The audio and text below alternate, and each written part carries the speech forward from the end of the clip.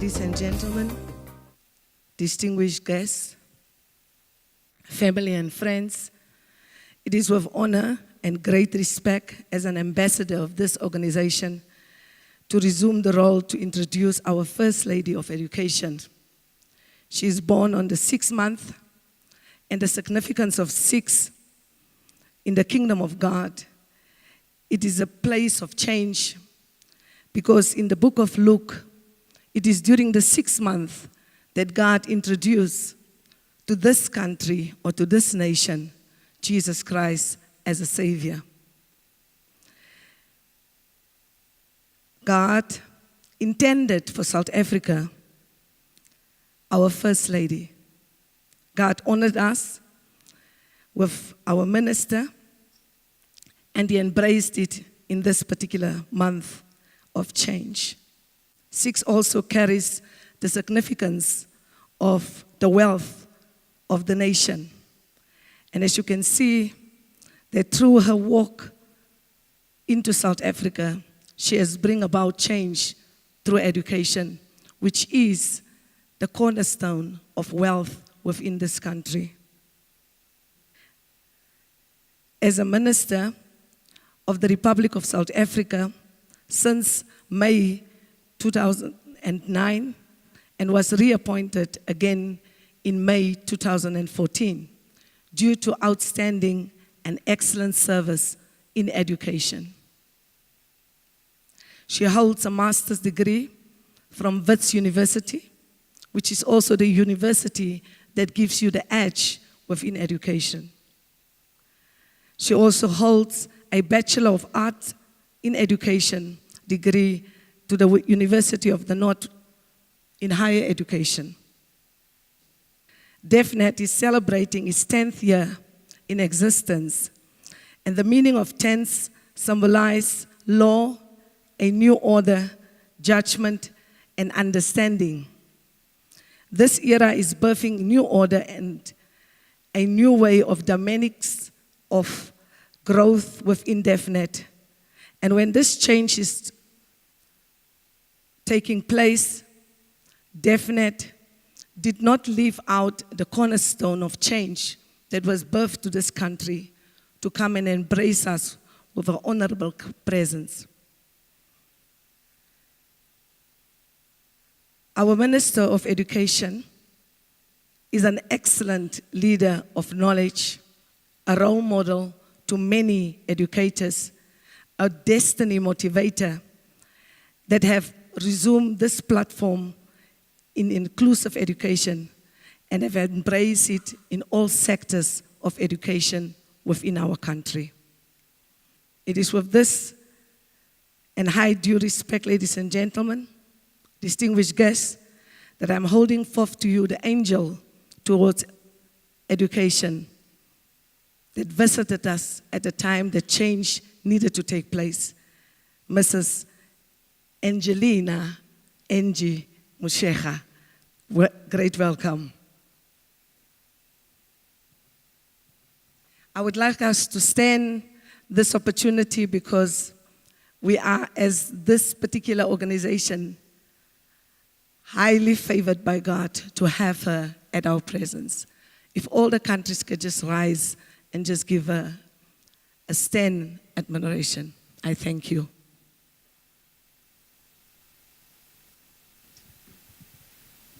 Thank you. Thank you very much, Program Director. Let me also thank our ambassador for the introduction. Also acknowledge the representative for the Zambian High Commissioner. Zambia is our second home as South Africans. Also acknowledge the leadership, our Reverend, who really has been leading the program, our young ambassador, also say young leader, but for us as a country, is our ambassador in terms of young people. But also acknowledge my colleague from the department, Dr. Smelani. acknowledge with respect the representatives of all deaf associations, our principals of special and full service schools, members of governing bodies present here, other representatives of disabled people's organizations and parents, and ladies and gentlemen, good morning, and thank you very much for really visiting our country, but also visiting or being part of this conference. To all countries represented here, as you said, Program Director, it really feels like family gathering today with all the African countries and also other countries outside Africa. It feels like, I mean, for African countries, it feels like cousins and nephews and nieces are here. And thank you very much for blessing our shores. You are welcome in our country. We really appreciate your presence in South Africa. But also to our South African delegation, I want to thank you in advance. I hope our guests and our visitors are going to be well looked after. That's a promise you give me, that we are going to look after our guests and their visit will be fruitful and they will come back and visit us now as family again. Thank you very much to all our guests here. Program Director, it gives me great pleasure to address you on the occasion of the 4th DeafNET Africa Conference. As a ministry, we appreciate the work of the organization such as yours to serve the interests of deaf learners across the continent. We also value this opportunity to raise awareness about the rights of children with disability in accessing quality education and support in an inclusive education system. So Dr. Smelani, during the briefing, I've already committed you to receiving a memorandum on some of the improvements that are proposed that we do in the sector. So I've referred them to, I've referred our young leader also to you to say he can make submissions which I think indeed will help us improve even our offerings in terms of special education needs. But also our priest, again locally brewed, also had ideas about how we can improve, which is a big issue. The training of teachers and giving more access to learners, deaf learners into the teaching profession, and have committed us to say we will make sure that part of the Funzalu Shaka Bursary, we have a special allocation for learners, deaf learners who want to take teaching, and we look at universities and have a memorandum with them to train some of our teachers. So it's a commitment we're making at Dosen, and we will follow up with Dr. Smelan. So as a country, we are committed to constantly take the inclusive and special education agenda forward with more purpose and commitment. And that's why the guidance from really special education communities help us a lot to keep on clarifying ourselves about what we need to do to take the agenda forward. So the commitment follows the recognition of deaf education through the South African Sign Language in South African School Act of 1996, whereby sign language is recognized as a language of teaching and learning for deaf learners. In February this year, as a department, we presented a progress report on the implementation of Education White Paper 6, which is a policy on inclusive education, to our Parliamentary Portfolio Committee on Basic Education.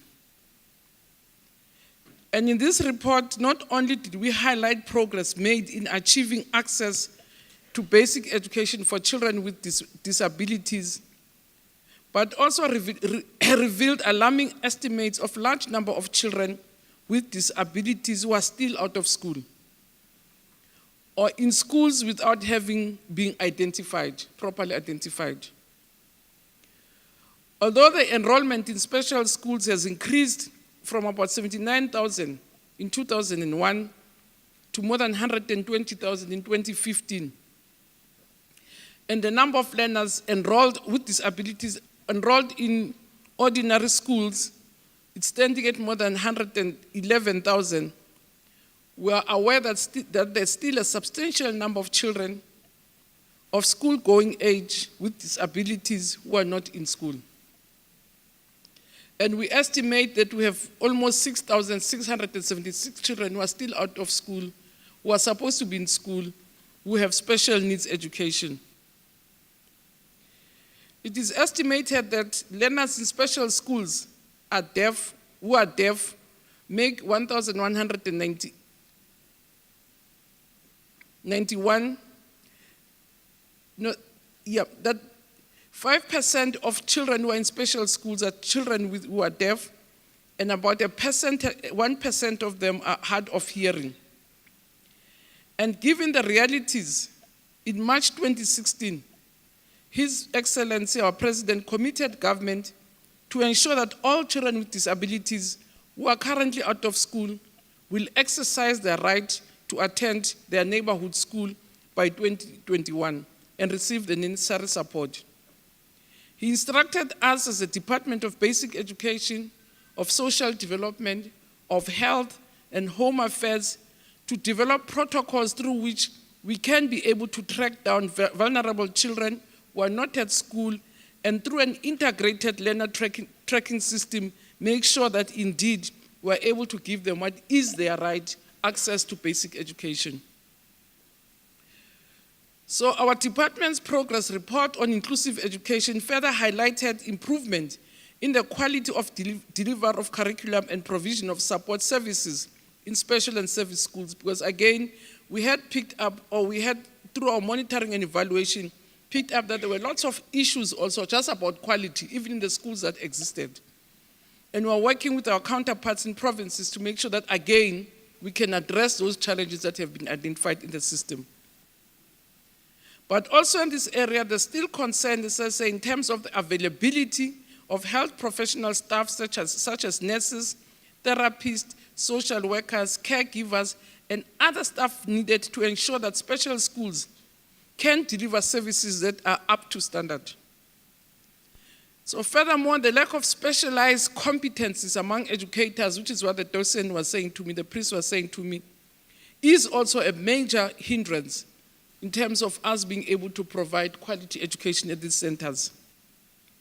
Of concern that has been raised is also knowledge of Braille, knowledge of sign language, understanding of autism, augmentative and alternative communications, and etc.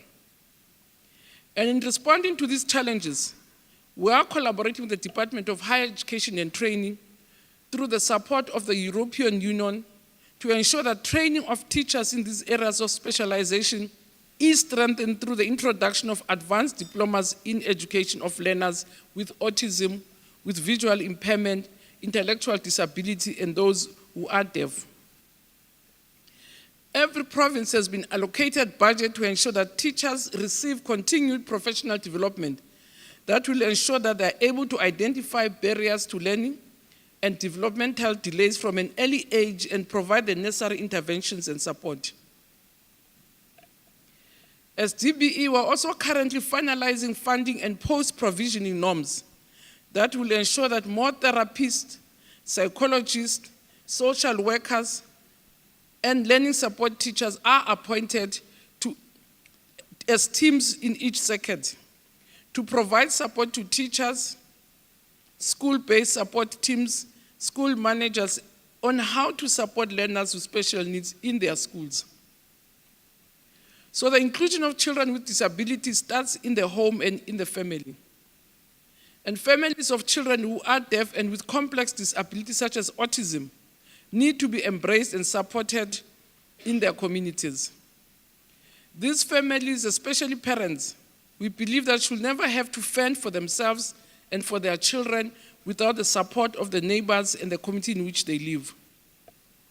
It is during this period from conception to 4 years that disability must be identified for any intervention, if possible, to be provided so as to improve the chances of children to develop optimally, but also to be accepted and included in settings where they can learn and socialize with their peers and their families.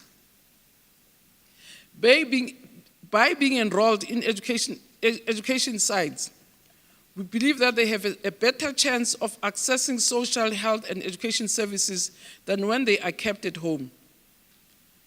It is at this point where we call upon all civil society organizations and individuals to join hands with government and with the department in particular to share their expertise, their knowledge and skills to support not only learners in schools, but parents of these children, particularly those who are deaf and born of speaking parents, so that it strengthens their language acquisition and their opportunity to communicate even when they are at home during school holidays or even with their siblings. So the implementation of the policy on screening, identification, assessment, and support, which was promulgated in December 2014, has introduced a new dispensation with regard to how learners are identified early and receive the necessary support in the schools where they are.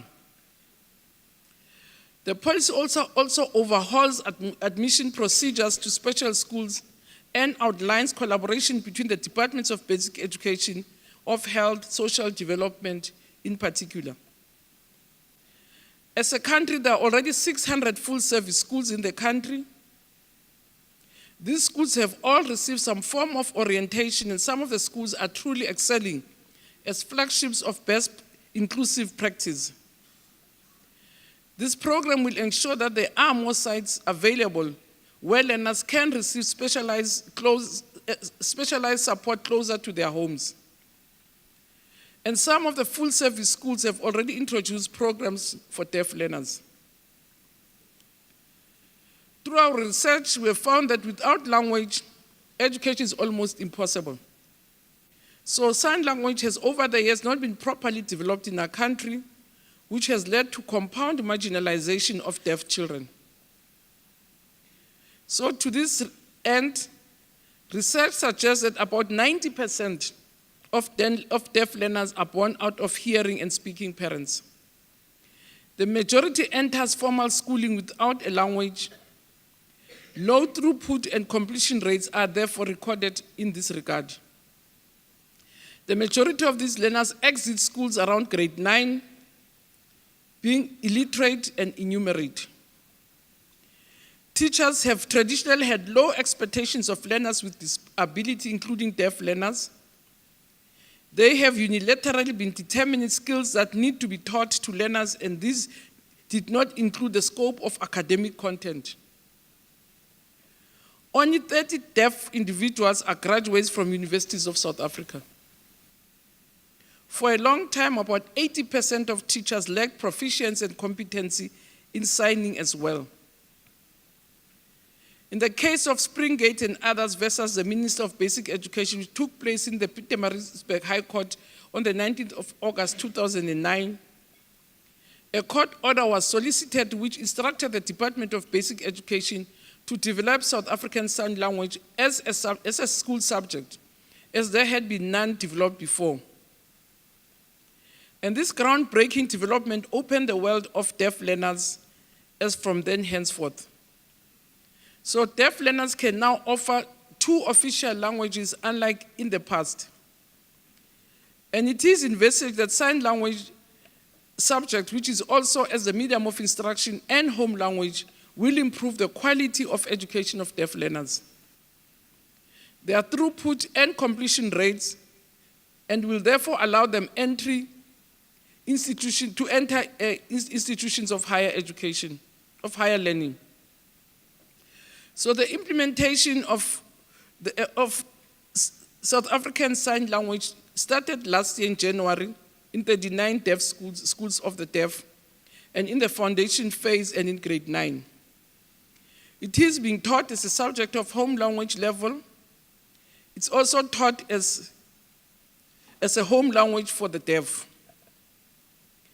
And the implementation takes a phased-in approach as with other curriculum and assessment policy statements up to 2018, which will reach grade 12. So by grade 12, we think we'll have phased in completely your South African Sign Language because we're phasing it incrementally so that we build capacity and develop the necessary resources as we phase it in throughout the system, and we hope to finish by 2018. So a lot of preparation is undertaken at different levels of the sector in lieu of the implementation of South African Sign Language. The implementation is resourced with intensive and requires integrated planning and support from critical stakeholders, including the NGOs and the higher education institutions. As I said again, on our own as a sector and as a department, we don't have all the necessary expertise, appreciation, and understanding of what needs to be done. And we do rely, as I say, in the main, on NGOs and sector communities that work in that field to guide the work that we do and make sure that we are sensitized to the needs of the sector or of the community. And part of the preparation for the rollout of the South African Sign Language involves orientation of our own language subject advisors, the training of teachers and deaf training assistants through a team teaching model following the dearth of expertise in this area. In preparation for the implementation of South African Sign Language in 2016, for instance, we had to get 100 intermediate phase and 78 grade teachers and deaf teaching assistants receiving training in November 2015 and in February 2016. So our subject advisors or language advisors were also, and officials were trained and orientated into the program to make sure that they can supervise and monitor the rollout of the program as planned. Our provincial education departments have also been directed to continue teacher development of all teachers in South African Sign Language as a medium of instruction. To reach the appropriate qualification levels and effective signing skills, and the progress is being monitored by our department on a quarterly basis. And significant progress has been recorded in this regard, and with a handful of teachers having been already graduated from universities with qualifications in deaf education. So in conclusion, Program Director, the Convention on the Rights of Persons with Disabilities, which was ratified by our government in 2007, has engendered a new era for special education, an era of no longer business as usual. And we do expect of all special and ordinary schools to operate within a rights-based model of disability which respects the dignity, the rights, the wishes, and the autonomy of their learners, giving them a voice in all decisions that affect their lives. So the convention further insists that state parties have a responsibility to facilitate the learning of sign language and the promotion of the linguistic identity of deaf communities. We agree, Reverend, that more deaf teachers also need to enter the teaching profession so as to ensure that they are deaf role models in schools for deaf learners. So let us now all join hands together to focus on what needs to be done, nudge each other to move in the right direction, to ensure that every deaf child of compulsory school-going age is enrolled in a registered education program and has full access to the learning process through access to reasonable accommodation and support. We see stakeholders, organizations such as this one of yours that represents as well the range of disabled. We see an organization like yours, DeafNET, and all other organizations that work with us on a range of things that we need to do with disabled people, being key partners in our programs of implementing an inclusive education and training system for improved access to education for all children. The Sustainable Development Goals are adding to this impetus, and I strongly believe that we are, as a country, on the right track. All learners must be exposed to children, youth, and adults with abilities. By learning together, we think we can live well together. So, Program Director, I wish you well in your deliberations and hope that all will derive from this conference will be renewed strength and inspiration to the tasks ahead. To managers and governors of special and inclusive education, you have the responsibility to lead the way on how we can restore and maintain the dignity and the safety of all children with disabilities wherever they are. In November 2015, all countries of the world committed themselves to sustainable development goals and have set one agenda for education system for all countries. So SDG 4, which says, I quote, inclusive, equitable, and quality education that promotes lifelong learning for all. We have embraced it as a country, and we are committed to ensuring that all learners have the opportunity to develop their full potential in terms of academic knowledge as well as technical vocational skills for them to successfully progress either to higher education or technical vocational pathways. So the mantra for all who are responsible for teaching learners who are deaf should be, who dares to teach must never cease to learn. I thank you.